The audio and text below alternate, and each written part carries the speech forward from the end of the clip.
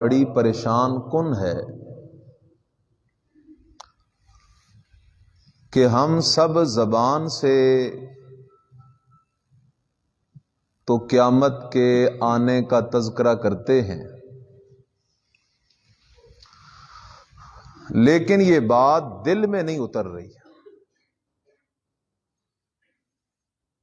دنیا کا عشق، دنیا کی محبت ہمارے دل کے اندر ایسی رچ اور بس گئی ہے کہ آخرت کی طرف خیال ہی نہیں جاتا۔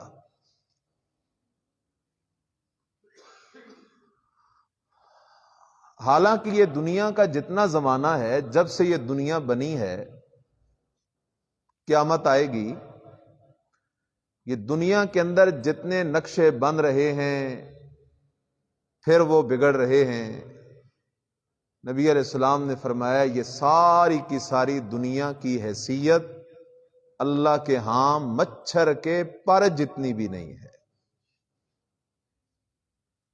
یہ حقیقت ہے۔ اور قرآن مجید نے دنیا کی حقیقت یوں بیان کی، ما ہذہ الحیات الدنیا الا لہو ولعب۔ اللہ کہتا ہے میرے بندو، یہ دنیا کھیل تماشا ہے، ڈرامہ ہے، اس کی حقیقت کوئی نہیں، اس نے فنا ہونا ہے۔ اس لیے اللہ کرے ہمارے دلوں میں آخرت کی فکر پیدا ہو جائے، یہ سب سے بنیادی اور پہلی بات ہے۔ بڑا مشکل دن آ رہا ہے، اللہ نے قیامت کے اور قیامت کے احوال کے تذکرے قرآن میں جگہ جگہ کیے ہیں۔ میں نے جو یہ آیت پڑھی ہے سورہ فرقان کی، اس میں بڑا عجیب مسئلہ ہے، آپ تھوڑی توجہ کریں۔ کچھ لوگ قیامت کے دن پکڑے جائیں گے والدین کے حقوق ادا نہ کرنے کی وجہ سے۔ ان کے والدین تھے، انہوں نے اپنے والدین کے حقوق ادا نہیں کیے، اور وہ اللہ کے دربار میں پکڑے جائیں گے۔ کچھ پکڑے جائیں گے کہ انہوں نے اولاد کے حقوق ادا نہیں کیے، کچھ پکڑے جائیں گے کہ انہوں نے اپنی بیوی کے حقوق ادا نہیں کیے، کچھ پکڑے جائیں گے کہ انہوں نے اپنے باقی رشتہ داروں، بھائیوں، بہنوں، ان کے حقوق ادا نہیں کیے، وراثت کے اندر ساری گڑبڑ کر دی، اپنی مرضی سے دو نمبریاں کر دیں۔ کچھ پکڑے جائیں گے جنہوں نے رسول اکرم محمد الرسول اللہ صلی اللہ علیہ وسلم کا حق ادا نہیں کیا، اور نبی علیہ السلام کا ہم پر حق کیا ہے کہ ہم اپنی ساری زندگی نبی علیہ السلام کی سنت کے مطابق گزاریں۔ کچھ لوگ پکڑے جائیں گے کہ انہوں نے اللہ کا حق ادا نہ کیا، اور اللہ کا حق ہر بندے پہ یہ ہے ان یعبدوہ لا یشرکوا بہ شیئا، کہ صرف اللہ ہی کی عبادت کرنی ہے، اور عبادت میں اللہ کے ساتھ کسی کو شریک نہیں کرنا۔ لیکن ایک کیس جو ہوگا وہ بڑا عجیب ہوگا، کچھ لوگ اس قرآن کے حقوق ادا نہ کرنے کی وجہ سے اللہ کے دربار میں پکڑے جائیں گے، اور ان کے خلاف کیس کون کرے گا؟ ذرا دلوں کی کھڑکیاں کھول کے سنو، عدالت اللہ کی ہوگی، کیس ہوگا قرآن کے حق ادا نہ کرنے کا، قرآن کے ساتھ زیادتی کرنے کا، قرآن پہ ظلم کرنے کا، قرآن سے ناانصافی کرنے کا، قرآن کی بے قدری کرنے کا، قرآن کی نافرمانی کرنے کا کیس ہوگا۔ عدالت اللہ کی ہوگی، اور کیس اللہ کی عدالت میں داخل کون کرے گا، درخواست کون دے گا اس کیس کی؟ قرآن کہتا ہے وقال الرسول یا رب ان قوم اتخذوا ھذا القرآن مہجورا۔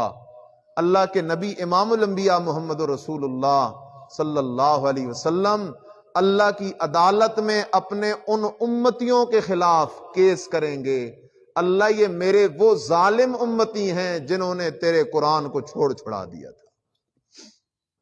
کتنا خطرناک کیس ہے، اور عدالت بھی اللہ کی ہے، جہاں نہ پیسہ چلتا ہے، نہ عہدہ چلتا ہے، نہ کسی کی کا دبدبہ چلتا ہے، وہاں انصاف ہی انصاف ہے۔ اس لیے میرے عزیز خیال کر، اللہ کا حق بھی ادا کر کے اللہ کے ساتھ کسی کو شریک نہ کر، نبی علیہ السلام کا حق ادا کر کے نبی علیہ السلام کی سنت چھوڑ کے بدعات کی طرف نہ جا، اولیاء کرام کا حق ادا کر کے ان کی تعلیمات کے مطابق زندگی گزار، والدین کا حق ادا کر کے ان کو اپنی زبان سے اف بھی مت کہہ، اف۔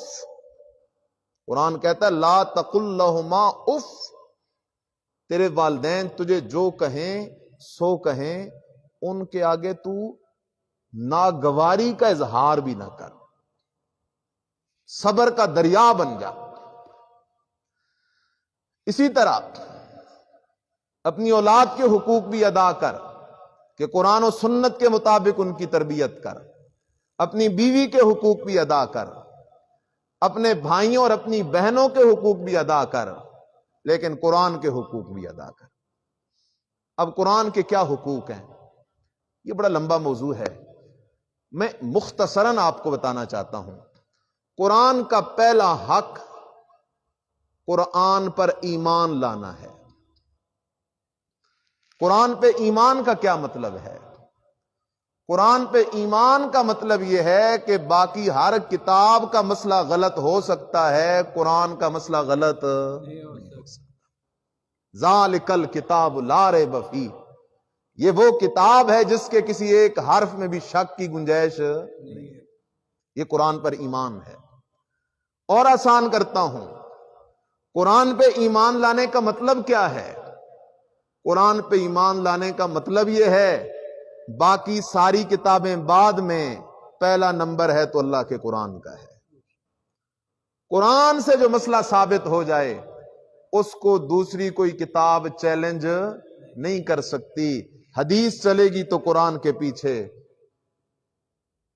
صحابی چلے گا تو قرآن کے پیچھے، امام چلے گا تو قرآن کے پیچھے، محدث چلے گا تو قرآن کے پیچھے، مفتی چلے گا تو قرآن کے پیچھے، سارے نبیوں کا امام، آمنہ کا لال محمد الرسول اللہ صلی اللہ علیہ وسلم چلتے رہے قرآن کے پیچھے۔ یہ قرآن کسی کے پیچھے نہیں چلتا، سب قرآن کے پیچھے چلیں گے۔ پہلا حق ایمان بالقرآن۔ اب یہ بڑی لمبی بحث ہے، میں اس میں نہیں پڑھتا، آگے چلتا ہوں جو میں بات کرنا چاہتا ہوں۔ دوسرا حق قرآن کا کیا ہے؟ قرآن مجید کی تلاوت۔ آج کتنے لوگ قرآن کی تلاوت کرتے ہیں؟ قرآن کی تلاوت کے لیے ہمارے پاس وقت نہیں۔ دن میں 4 مرتبہ خبریں سننے کے لیے وقت ہے، کیونکہ ہمارے ملک کے اندر تو ہر بندہ صدر ہے، ہر بندہ وزیر اعظم ہے، اس نے ملک سنبھالنا ہے، خبریں ضرور سننی ہے۔ قرآن کی تلاوت کے لیے وقت نہیں۔ قرآن کی تلاوت کر میرے عزیز، یہ قرآن کا دوسرا حق ہے، اور تو تلاوت کرے گا یہ مفت نہیں جائے گی۔ نبی علیہ السلام نے فرمایا، حضرت عبداللہ ابن مسعود رضی اللہ تعالیٰ عنہ روایت کرتے ہیں، من قرأ حرفا من کتاب اللہ، جس نے قرآن کا ایک حرف پڑھا اللہ اس کو ایک ایسی نیکی دیتا ہے جو ایک نیکی 10 نیکیوں کے برابر ہوتی ہے۔ اور پھر فرماتے ہیں جو بندہ الف لام میم، سارے پڑھو الف لام میم، صرف اتنا پڑھنے پہ 30 نیکیاں مل گئیں، شک کی گنجائش کوئی نہیں، میرے مدنی کا فرمان جو ہوا۔ تو دوسرا حق قرآن کی تلاوت ہے۔ آج کئی لوگ ہمارے پاس آتے ہیں، گھر میں پیالی ٹوٹ جاتی ہے، اللہ حفاظت فرمائے، کوئی بیماری آ جاتی ہے، کوئی نقصان ہو جاتا ہے۔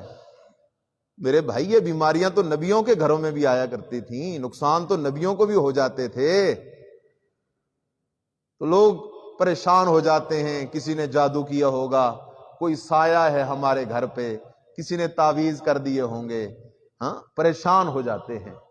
میری اس بات کو دل کی تختی پہ لکھ، جس گھر میں قرآن کی تلاوت ہوتی ہے اس کی حفاظت خود میرا اللہ کرتا ہے۔ اپنے گھروں کو قرآن سے آباد کرو، نماز سے آباد کرو۔ آپ علیہ السلام نے فرمایا لا تجعلوا بیوتکم قبورا، اپنے گھروں کو قبرستان مت بناؤ۔ کیا مانا؟ قبرستان میں نماز نہیں ہوتی، کیونکہ وہاں نماز پڑھو گے تو دیکھنے والے سمجھیں گے قبر کی عبادت کر رہے ہیں۔ تو فرمایا اپنے گھروں کے اندر نماز پڑھا کرو کھڑے ہو کر، اور اس کے بہت سارے فائدے ہیں۔ اللہ کی طرف سے رحمتیں آتی ہیں، برکتیں آتی ہیں، اور جو ہمارے چھوٹے چھوٹے بچے ہوتے ہیں نا، وہ بھی دیکھ کے نماز سیکھ لیتے ہیں اور پڑھنا شروع کر دیتے ہیں۔ دوسرا حق قرآن کی تلاوت ہے۔ تیسرا حق قرآن کو سمجھنا ہے۔ اگر سارا ترجمہ پڑھ لیا جائے تو کوئی مشکل نہیں، یہ غلط بات ہے۔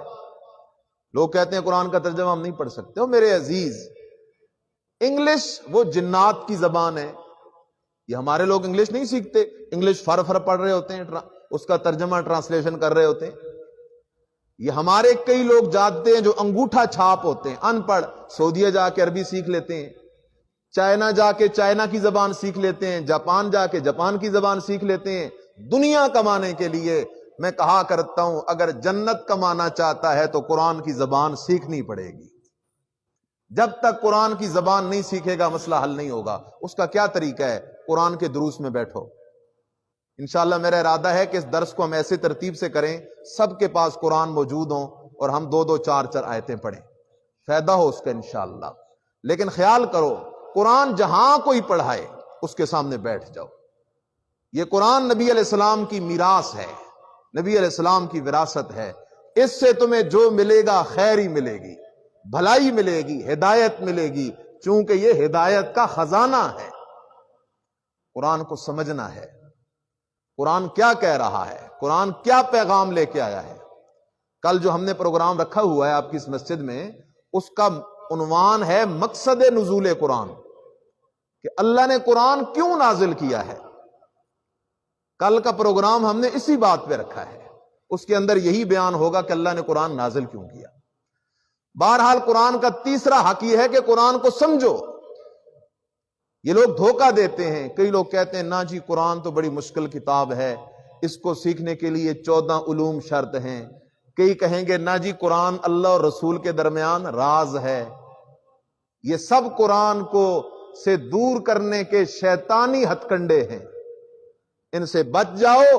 اور قرآن اللہ نے نازل کیا۔ میری اس بات کا جواب تم دینا، کیا اللہ نے یہ قرآن صرف عربیوں کے لیے نازل کیا ہے؟ کیا صرف مولویوں کے لیے نازل کیا ہے؟ اگر اللہ نے قرآن صرف عربیوں کے لیے نازل کیا تو اجمیوں کی ہدایت کہاں سے آئے گی؟ اگر صرف مولویوں کے لیے نازل کیا تو عوام کدھر جائے گی؟ اس لیے اللہ نے قرآن میں سورہ بقرہ میں فرمایا شہر رمضان الذی انزل فیہ القرآن ھدی للناس، لوگوں میں نے اس قرآن کو سارے انسانوں کے لیے ہدایت بنا دیا ہے۔ تو یہ ہے حق تیسرا قرآن کا، قرآن کو سمجھنا۔ پہلا حق قرآن پہ ایمان، دوسرا حق قرآن کی تلاوت، تیسرا حق قرآن کی سمجھ، چوتھا حق قرآن کا چوتھا حق ہے قرآن کے حکم پہ عمل کرنا۔ قرآن نے جو کہا اس پہ ہم نے کیا کرنا ہے؟ عمل کرنا ہے۔ قرآن صرف سننے کی کتاب نہیں، عمل کی کتاب ہے۔ قرآن کہانیوں کی کتاب نہیں، انقلاب کی کتاب ہے۔ یہ ہم میں اور صحابہ میں فرق ہے۔ ہم قرآن سنتے ہیں، جھومتے ہیں، ماشاءاللہ بڑا میٹھا ہے قرآن، عمل کا وقت آتا ہے تو پھر کہتے ہیں ہم تو بڑے کمزور مسلمان ہیں۔ دین کا مسئلہ آتا ہے نا تو لوگ کہتے ہیں ہم بڑے کمزور مسلمان ہیں۔ کوئی دکاندار یہ نہیں کہتا میں کمزور تاجر ہوں، کوئی ڈاکٹر یہ نہیں کہتا میں کمزور ڈاکٹر ہوں، وہ کہے گا میں تو میں ہوں۔ کوئی مولوی یہ نہیں کہتا میں کمزور مولوی ہوں، کوئی حکیم یہ نہیں کہتا میں کمزور حکیم ہوں، کوئی زمیندار یہ نہیں کہتا میں کمزور زمیندار ہوں۔ لیکن جب یہاں بات آتی ہے، افسوس در افسوس ہم لوگ کہہ دیتے ہیں ہم جی کمزور مسلمان ہیں۔ نہ، اگر سچے مسلمان ہیں تو مسلمان کمزور نہیں ہوتا، مسلمان کمزور نہیں ہوتا، کمزور وہ ہوتا ہے ضعف الطالب والمطلوب، جو شرک کا بیمار ہوتا ہے۔ قرآن کہتا ہے ضعف الطالب، میرے سوا غیروں سے مانگنے والا یہ جو مشرک ہے، شرک کا بیمار ہے، یہ بھی کمزور ہے، جس سے مانگ رہا ہے وہ بھی کمزور ہے۔ لیکن جس کے دل میں اللہ کی توحید موجود ہو، نبی علیہ السلام کی سنت موجود ہو، وہ کمزور نہیں ہوتا۔ یہ تو ایک شیطان کا سکھایا ہوا سبق ہے۔ تو چوتھا کام قرآن پہ عمل کرنا ہے۔ قرآن نے کہہ دیا زکوٰۃ دو تو دینی ہے، نماز پڑھو تو پڑھنی ہے، روزہ رکھو تو رکھنا ہے، سود سے دور چلے جاؤ تو سود کو چھوڑنا ہے، بہنوں بیٹیوں کو وراثت میں حصہ دینا ہے تو دینا ہے وراثت میں حصہ۔ قرآن نے کہا جہاد کرو، جہاد کرو، تو ہر وقت جہاد کے لیے تیار رہنا ہے۔ قرآن نے کہا اللہ کے ساتھ کسی کو شریک نہ کرو، تو اللہ کے ساتھ کسی کو شریک نہیں کرنا، اللہ کے سوا کسی کی عبادت نہیں کرنی۔ تو یہ قرآن کا چوتھا حق ہے، قرآن پہ عمل کرنا۔ اور قرآن کا پانچواں حق کیا ہے؟ قرآن کا پانچواں حق ہے قرآن کی تبلیغ کرنا۔ قرآن کی کیا کرنا؟ تبلیغ کرنا۔ میرے عزیز خیال کر، قرآن کی تبلیغ یہ ہر مسلمان پہ لازم ہے۔ یہ ہے نبی علیہ السلام والی دعوت، یہ ہے نبی علیہ السلام والا طریقہ۔ نہیں تو دیکھ لو، یہ سورہ مائدہ ہے۔ بسم اللہ الرحمن الرحیم، یا ایھا الرسول بلغ ما انزل الیک من ربک وَإِن لَّمْ تَفْعَلْ فَمَا بَلَّغْتَ رِسَالَتَهُ وَاللَّهُ يَعْصِمُكَ مِنَ النَّاسِ إِنَّ اللَّهَ لَا يَهْدِي الْقَوْمَ الْكَافِرِينَ۔ اللہ کہتا ہے میرے رسول بلغ، تبلیغ کر۔ تبلیغ حق ہے، قرآن نے حکم دیا ہے جی۔ اے میرے رسول تبلیغ کر۔ اللہ کس کتاب کی تبلیغ کروں؟ فرمایا ما انزل الیک من ربک، اس کتاب کی تبلیغ کر جو تیرے رب نے عرشوں سے نازل کی ہے۔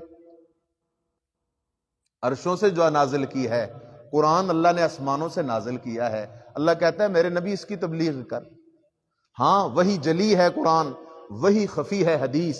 قرآن کی تبلیغ بھی حق ہے، حدیث کی تبلیغ بھی حق ہے، صحابہ کے سچے واقعات کی تبلیغ بھی حق ہے۔ سب کی تبلیغ کر، لیکن پہلا نمبر قرآن کی تبلیغ کا، دوسرا نمبر حدیث کی تبلیغ کا، تیسرا نمبر صحابہ کے سچے واقعات کا۔ نمبر آگے پیچھے نہ کر، پہلا نمبر قرآن کی تبلیغ، دوسرا نمبر نبی علیہ السلام کی صحیح احادیث کی تبلیغ، ضعیف نہیں، کمزور نہیں، موضوع نہیں، من گھڑت نہیں، صحیح احادیث کی تبلیغ۔ اور تیسرے نمبر پہ سچے واقعات کی تبلیغ۔ اللہ اکبر۔ میرے عزیز میری اس بات کو سمجھ لو تو درس کا مقصد پورا ہو جائے گا۔ قرآن کی کوئی آیت ضعیف ہو سکتی ہے؟ قرآن سارے کا سارا حق ہے، تواتر سے آیا ہے، بغیر شبے کے آیا ہے، کوئی شک کی گنجائش نہیں۔ حدیث کی تبلیغ حق ہے، لیکن حدیث کی تبلیغ کے لیے علم ضروری ہے۔ علم ہوگا تو پتا ہوگا کہ یہ حدیث صحیح ہے اور یہ حدیث صحیح نہیں۔ لیکن قرآن تو سارے کا سارا صحیح ہے اور یہ اللہ کا کلام ہے۔ نبی علیہ السلام نے 23 سال اسی کتاب کی تبلیغ کی ہے۔ اس لیے میرے عزیز قرآن کی دعوت سے جڑ جا۔ نبی علیہ السلام نے فرمایا بلغوا عنی ولو آیہ، میرے صحابہ اگر تم مجھ سے ایک آیت بھی سیکھو نا تو بلغو، اس ایک آیت کی بھی آگے جا کے تبلیغ کیا کرو، آگے پہنچایا کرو۔ اور یہ آخری میری بات سن لو، قرآن کی دعوت کے لیے عالم ہونا شرط نہیں ہے۔ اللہ کی توحید لوگوں تک پہنچانے کے لیے عالم ہونا شرط نہیں ہے۔